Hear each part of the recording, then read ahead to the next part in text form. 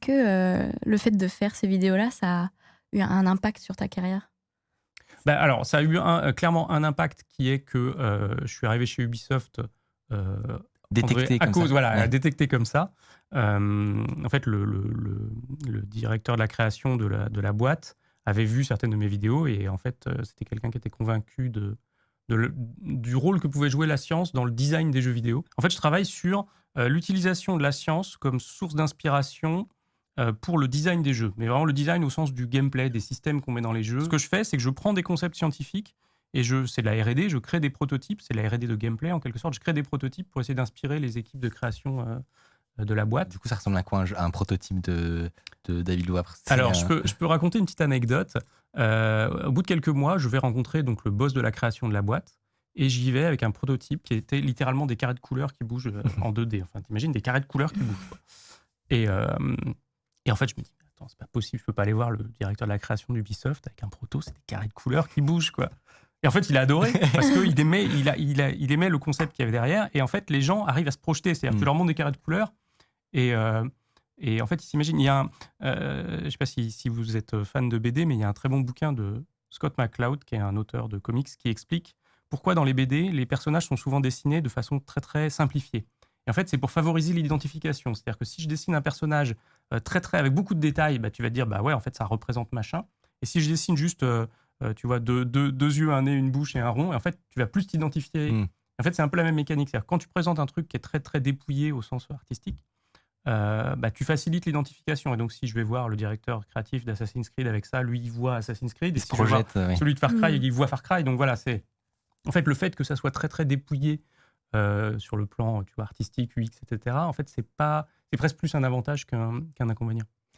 Je trouve que c'est dur de se figurer exactement comment, justement, tes compétences en sciences vont avoir un impact sur du gameplay. Genre, on se dit, c'est deux choses différentes. Alors, je peux citer un exemple qui est quand même un des chefs-d'œuvre de l'industrie, qui est Zelda Breath of the Wild. Il y a un certain nombre de mécaniques de gameplay qui sont inspirées de concepts scientifiques. Et il y a beaucoup donc il y a évidemment la gravité, les collisions, il y a une sorte de forme de magnétisme, il y a de l'électricité, il y a du feu, des explosions, il y a les rivières, on peut geler l'eau, etc. Donc on a tout un tas de systèmes comme ça de gameplay qui sont inspirés de phénomènes scientifiques réels.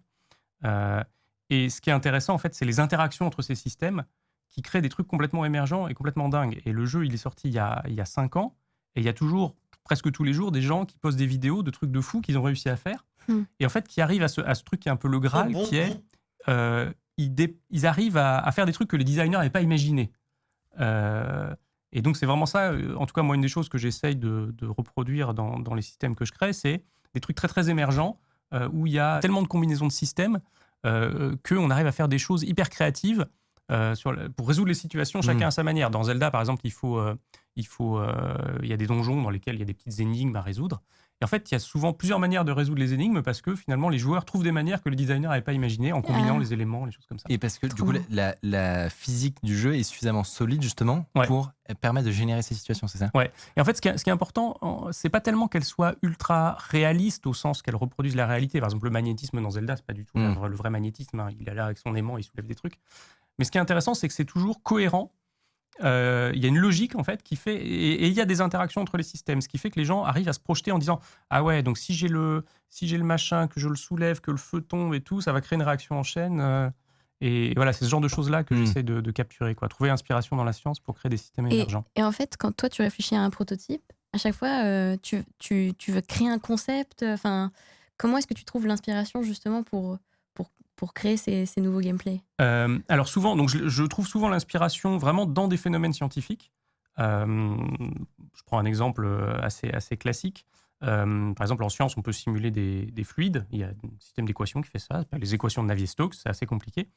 Et des fois, un truc que je peux faire, par exemple, c'est de me dire, tiens, les équations de Navier-Stokes, c'est sympa. Est-ce qu'on ne pourrait pas simuler un truc rigolo qui pourrait être ensuite une brique de gameplay? Mais le truc qui est important pour moi, c'est que je ne suis pas game designer. Ce n'est pas du tout ma formation et mon expertise. Et donc, j'essaye de m'arrêter en fait, à créer un système, mais après, ce que les game designers vont en faire, c'est pas mon problème, c'est pas mon expertise.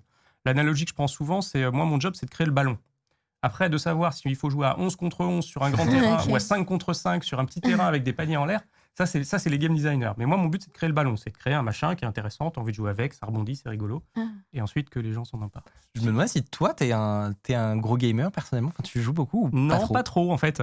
Alors, j'ai joué beaucoup quand j'étais ado. J'avais un Atari ST, pour ceux qui connaissent.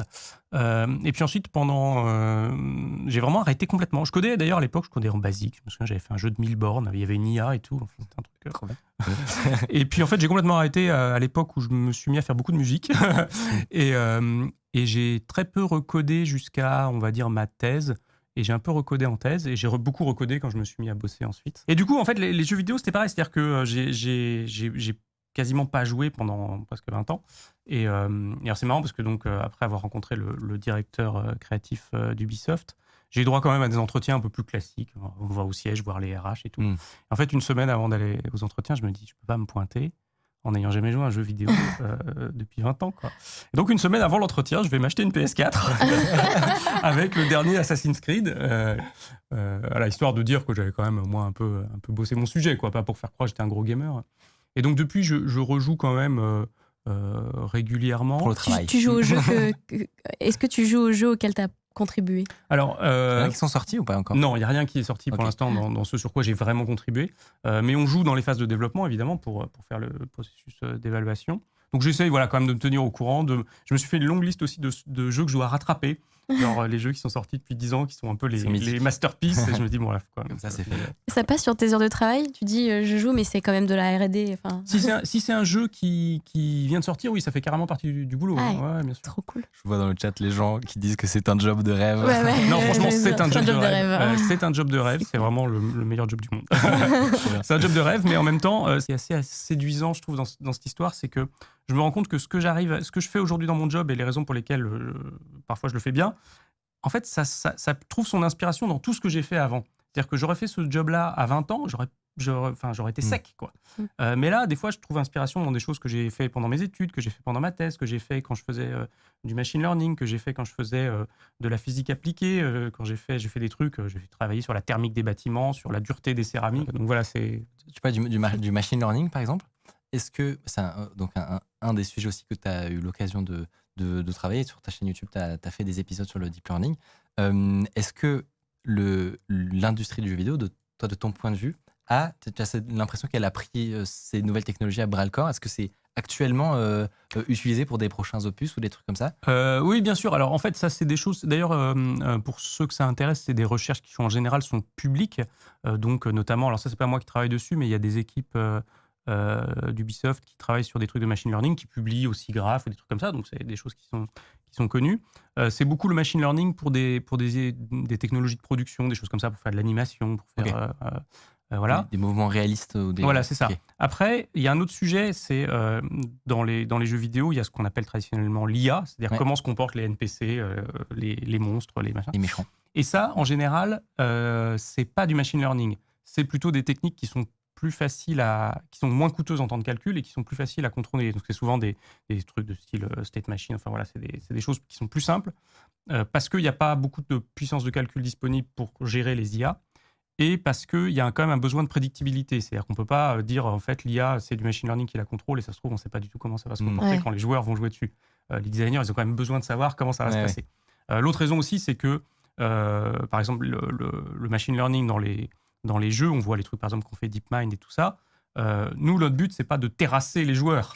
Notre but, c'est que les joueurs s'amusent. Donc, on ne va pas faire des IA hyper performantes pour que le joueur, dès qu'il passe en cheveux, il se prend une balle dans la tête. Et voilà, donc voilà, c'est des problèmes différents. Donc, il faut distinguer l'utilisation du machine learning pour l'amélioration de la production, on va dire, et puis l'IA des NPC, qui est là un sujet un peu différent. Okay.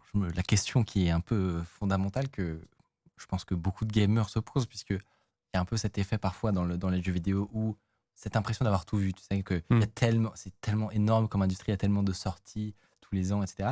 Est-ce que, de ton point de vue donc, de physicien, tu penses que la physique va changer le jeu vidéo? Est-ce que nous en tant que gamers, on va voir une évolution importante grâce à ces nouveaux jobs? Je pense qu'il y a des trucs vraiment hyper intéressants à faire.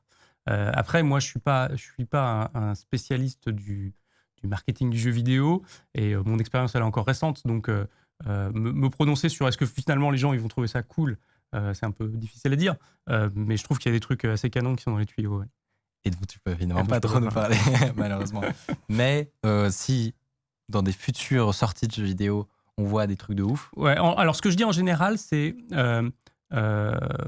le jour où il y a un truc qui sort qui correspond plus au genre de choses sur lesquelles j'ai contribué, en général, vous allez voir la différence. Je dis pas que vous allez trouver ça fabuleux, hein, j'en sais rien, moi je trouve ça cool, mais au moins vous verrez la différence et je pense que vous verrez l'inspiration. Ah, franchement, ça Ah, fait trop envie. trop cool, ouais. Impatiente. Moi, je me demandais, typiquement, on parlait d'IA appliquée aux jeux vidéo. Il y a un truc que j'ai toujours trouvé fascinant, c'est la génération procédurale. Pour expliquer aux gens, c'est concrètement le monde en lui-même n'a pas été créé par un designer, ou en tout cas pas en tant que tel. C'est-à-dire que c'est une machine qui va générer. Alors dans le cas de Minecraft, c'est évidemment un monde infini. Dans le cas de No Man's Sky, c'est des planètes. Alors l'idée, c'est qu'une session de jeu égale une expérience que personne n'aura plus jamais ailleurs, quoi. Donc il y a un côté un peu fascinant, mais il y a des limites quand même à ce truc. C'est-à-dire que on voit que sur Minecraft, il y a une forme de répétition quand même. No Man's Sky, c'est pareil, c'est pas aussi. Oui, je crois que si tu vas vraiment loin, ça commence à s'ouvrir un peu. Ouais. Et donc, je me posais la question de est-ce que typiquement, avec de l'IA, on pourrait améliorer ce genre de technologie?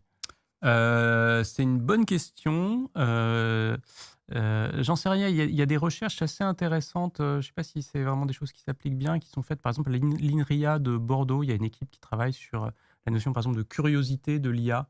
Et je ne sais pas si ce pas des choses qui peuvent être utilisées pour, par exemple, essayer de, entre guillemets, noter de façon procédurale l'intérêt d'une scène et de dire, de générer procéduralement des scènes intéressantes. C'est ça qui manque. Il y a un côté à la fois varié mais uniforme. Ça manque de points d'intérêt, de choses étranges. Et donc, carrément. La curiosité de l'IA, c'est quoi exactement? Alors, faudrait regarder un peu les papiers. C'est notamment l'équipe de Pierre-Yves Oudéhier à l'INRIA. En fait, ils travaillent sur des sujets de comment est-ce qu'on fait. Donc, une des techniques classiques en deep learning, c'est machine learning, c'est l'apprentissage par renforcement, où tu donnes une récompense à l'algo quand il trouve quelque chose. Et c'est des techniques qui, dans certaines situations, fonctionnent mal. D'ailleurs, il y a certains jeux vidéo dans lesquels ça marche bien, ça marche mal dans les trucs qui ont été benchmarkés par DeepMind sur Atari. C'est les jeux où, en fait, la récompense, ça n'arrive que vraiment au bout d'un temps très long. C'est-à-dire que toi, en tant que joueur, tu sais que tu es sur la bonne voie ou tu devines que tu es sur la bonne voie, mais tu marques 0 point. Enfin, tu vois, il n'y a aucun indicateur de progression. Et donc ça, pour un algo qui fait de l'apprentissage par renforcement, c'est extrêmement difficile parce qu'il n'a aucun reward, donc il ne sait pas dans quelle direction partir. Ouais. Et donc cette équipe-là a notamment travaillé sur l'idée de rendre ces algos curieux, c'est-à-dire que les algos se récompensent eux-mêmes du fait de découvrir le monde. Du fait de découvrir des choses. Et d'améliorer leur connaissance du monde. Okay. Et ouais, il y a des concepts qui sont hyper intéressants. Ah ouais, c'est super intéressant parce que ça recrée un peu même... nous, notre façon de penser, c'est ça, exactement, humains, parce que même nous, en fait, juste l'exploration en soi, c'est une récompense. Ouais. Donc, c'est vrai que l'insuffler aux intelligences artificielles, quelque part, ça peut donner quelque chose. Ils l'ont démontré sur des robots. Il y a des vidéos assez amusantes où c'est un robot qui doit effectuer une tâche assez compliquée, du genre aller placer une balle dans un endroit précis avec des mécanismes et tout. Et en fait, le robot, comme il n'a aucune récompense à part le moment où il a réussi à mettre la balle au bon endroit, les algos classiques d'apprentissage par renforcement ne marchent pas. Et eux, ils ont montré que en fait, le robot, il cherche des trucs, il se satisfait d'essayer des trucs, et puis au bout d'un moment, il finit par y arriver. Ah, c'est génial. Donc, j'ai l'impression que le sujet intrigue, et donc qu'on demande une vidéo. C'est vrai que ça ferait un bon sujet de vidéo. Il faut que tu le notes dans ta très longue liste. Comme d'habitude, ce genre de sujet pose des questions supplémentaires. Par exemple, là, je mentionnais de la génération de monde, etc. C'est des métiers actuellement. Et donc, forcément, qui dit automatisation de tâches complexes dit potentiellement disparition de jobs. Toi qui as justement un peu vu pas mal de choses dans le monde de l'IA, tu dirais que c'est... parce que c'est un sujet qui revient souvent, c'est quoi les métiers, on va dire, les plus à risque de disparaître, remplacés par des IA? Tous. Moi, je veux dire, j'ai commencé à coder un peu avec Copilot. Franchement, j'ai eu des sueurs froides. Hein. Copilot, donc, qui est le truc pour générer du code. Ouais. Et en fait, pour ceux qui n'ont jamais essayé, qui codent un peu, je vous conseille d'essayer parce que la sensation est vraiment incroyable. C'est-à-dire que c'est un truc où, par exemple, on écrit un commentaire et puis derrière le code, il écrit le truc qui va avec. Et il y a même des moments où en fait, donc des fois je lui dis je veux faire ça et il me le fait, et puis des fois il devine ce que je veux faire le coup d'après, et là t'es là genre mais attends, comment tu sais que je veux faire ça? Ouais. Donc oui, même certains métiers de programmation, et en fait ce que ça demande, c'est une capacité à s'approprier ces outils, à comprendre comment ils vont faire évoluer le métier, et je pense que c'est des trucs qui en fait se sont passés pour tout un tas d'autres métiers, simplement voilà, quand on s'imaginait que quand on était programmeur ou artiste, on était peut-être à l'abri par exemple, de la robotique, qui à une époque était la grande peur. En fait, on se rend compte qu'on va certainement disparaître avant que ne disparaissent certains métiers manuels. Moi, je suis assez d'accord avec ça, parce qu'on m'a pas mal posé la question, vu que je faisais pas mal de présentations sur Copilot à l'époque. Et tu fais chez Microsoft et donc d'accord, tu connais bien le sujet. Et donc... c'est un outil que j'ai pas mal utilisé, mais effectivement, on m'a pas mal posé la question, cette question fondamentale, qui est est-ce que du coup les développeurs ont perdu leur job et en fait non, je pense que ça, comme tu dis, en fait ça va juste modifier notre façon de travailler, mais du coup il va y avoir de nouveaux postes qui vont émerger de ces technologies-là, donc les métiers tels qu'on les connaît aujourd'hui, ils vont pas rester figés tels qu'on les fait actuellement. Mais il y a toujours la question du nombre, cependant. Moi, je viens faire mon avocat du diable. Il y a toujours la question de automatisation égale nouveaux métiers, mais combien de nouveaux par rapport aux anciens qui ont été supprimés, tu vois. Oui, c'est une bonne question, mais... Vaste débat. On saura l'expérience. Oui, exactement. Et est-ce que, donc on en parlait justement, on se pose toujours la question de est-ce qu'il y a des métiers safe?